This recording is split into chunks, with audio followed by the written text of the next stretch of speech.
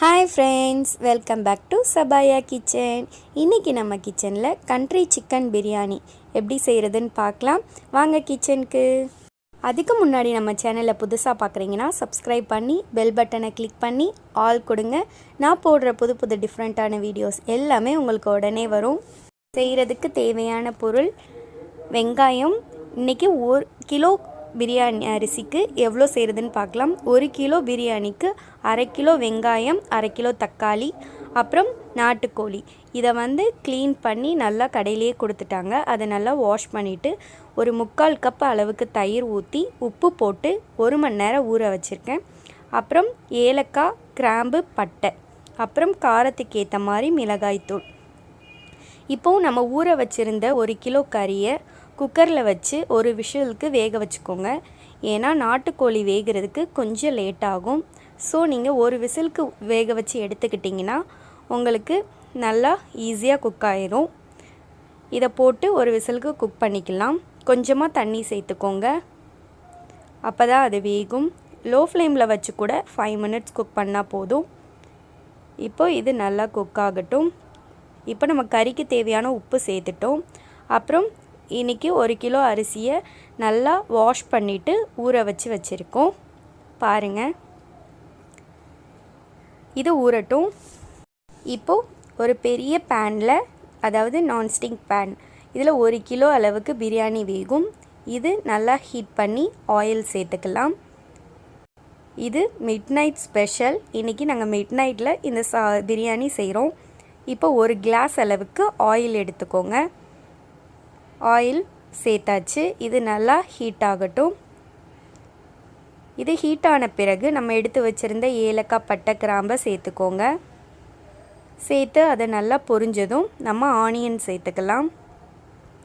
1/2 kilo onion, 1 kilo பிரியாணிக்கு 1/2 kilo onion. இதை நல்லா நீளமாக கட் பண்ணிக்கோங்க. இது நல்லா வேகட்டும்.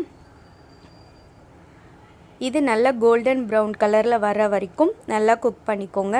பாருங்கள், ஆனியன் நல்லா கோல்டன் ப்ரௌன் கலரில் வந்துருச்சு. இப்போது நம்ம இஞ்சி பூண்டு பேஸ்ட்டு சேர்த்துக்கலாம்.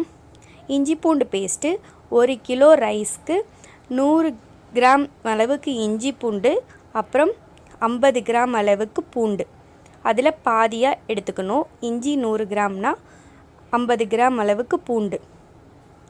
இப்போது இதை நல்லா பச்சை ஸ்மெல் போகிற வரைக்கும் நல்லா மிக்ஸ் பண்ணி விட்டுக்கோங்க. இது நல்லா குக்கான பிறகு நம்ம கட் பண்ணி வச்சுருந்த புதினா, கொத்தமல்லி, பச்சை மிளகா காரத்துக்கு ஏற்ற மாதிரி ஒரு 5 பச்சை மிளகாவை நறுக்கி சேர்த்துக்கோங்க. அப்புறம் தக்காளி, 1/2 கிலோ தக்காளியை நீளமாக கட் பண்ணி வச்சுருக்கோம். அதையும் சேர்த்து தேவையான அளவு உப்பு சேர்த்துக்கோங்க. அதாவது பிரியாணிக்கு தேவையான அளவு. ஆல்ரெடி நம்ம கறியில் வேறு உப்பு போட்டு வச்சுருக்கோம். அப்புறம் காரத்துக்கு ஏற்ற மாதிரி மிளகாய்த்தூள். ஒவ்வொரு மிளகாய்த்தூளும் ஒவ்வொரு மாதிரி இருக்கும் காரம். ஸோ அதுக்கு ஏற்ற மாதிரி சேர்த்துக்கோங்க. இன்றைக்கி 3 டீஸ்பூன் அளவுக்கு நாங்கள் மிளகாய்த்தூள் சேர்த்துருக்கோம். இது நல்லா மசிஞ்சு வரட்டும். பாருங்கள், நல்லா மசிஞ்சு வந்துருச்சு. கொஞ்சமாக காஷ்மீரி சில்லி பவுடர், அதாவது கலருக்காக. அது இல்லைன்னா நீங்கள் கலர் பொடி கூட லைட்டாக சேர்த்துக்கோங்க. இப்போது தயிர், ஆல்ரெடி 3/4 கப்பு தயிர் சேர்த்து நம்ம கறியில் ஊற வச்சுருக்கோம். இப்போது நீங்கள் இந்த ரைஸுக்கு ஒரு 1/4 கப் அளவுக்கு தயிர் சேர்த்துக்கோங்க. தயிர் சேர்க்குறனால உங்களுக்கு சாஃப்டான சிக்கன் சாஃப்டாகிடும். அந்த சிக்கன் ஊற வைக்கும் போதே ஒரு லெமன் புழிஞ்சு விட்டுக்கோங்க. லெமன், தயிர், உப்பு போட்டு ஊற வச்சுருந்தோம். இப்போது கறியையும் சேர்த்தாச்சு. சேர்த்து இது நல்லா கொதிக்கட்டும். இப்போது தண்ணி, அதாவது நல்ல காஞ்ச அரிசியாக இருந்துச்சுன்னா ஒரு கிளாஸ் ரைஸ் எடுத்திங்கன்னா 2 கிளாஸ் தண்ணி கூட நீங்கள் சேர்க்கலாம். இல்லை உங்கள் ரைஸை பொறுத்து. இப்போ நான் 1 கப் ரைஸ்க்கு 1/2 கப் அளவுக்கு தண்ணி சேர்க்க போகிறோம். அந்த அளவுக்கு சேர்த்திங்கன்னா உங்களுக்கு கரெக்டாக இருக்கும். 1க்கு 1.5 இந்த கணக்கு நீங்கள் வச்சுக்கோங்க. அதான் உங்களுக்கு ஈஸியாக இருக்கும். ஏன்னா ஆல்ரெடி நம்ம கறியில் வேறு தண்ணி சேர்த்துருக்கோம். இப்போது நம்ம ரைஸை சேர்த்துக்குருவோம். சேர்த்து இது நல்லா கொதிக்கட்டும். இதை மிக்ஸ் பண்ணி விட்டு இது கொதிக்கட்டும். கொதிக்கிற வரைக்கும் வெயிட் பண்ணுங்கள். கொதித்த பிறகு நம்ம லோ ஃப்ளேமில் வச்சிடலாம். பாருங்கள், நல்லா கொதிச்சிருச்சு. அரிசி கொஞ்சம் சேராட ஆரம்பிச்சிருச்சு. அதாவது சேராடி வரும்னு சொல்லுவாங்க. அந்த தண்ணி வற்றி வரும். அந்த ஸ்டேஜில் நம்ம லோ ஃப்ளேமில் போட்டு தம்மில் போட்டுடலாம். பாருங்கள், நல்லா வற்ற ஆரம்பிச்சிருச்சு தண்ணி. இந்த ஸ்டேஜில் நீங்கள் சிம்மில் போட்டுருங்க. நீங்கள் இதே அலுமினியம் பாத்திரத்தில் செய்கிறதா இருந்தால் கீழே ஒரு தோசை தவா வச்சு மீடியம் ஃப்ளேமில் வச்சு தம்மில் போடுங்க. இன்றைக்கி நாங்கள் நான்ஸ்டிக்கில் செய்கிறனால ஸோ அதை சிம்மிலேயே வச்சு மூடி போட்டு 10 மினிட்ஸ் வைக்க போகிறோம்.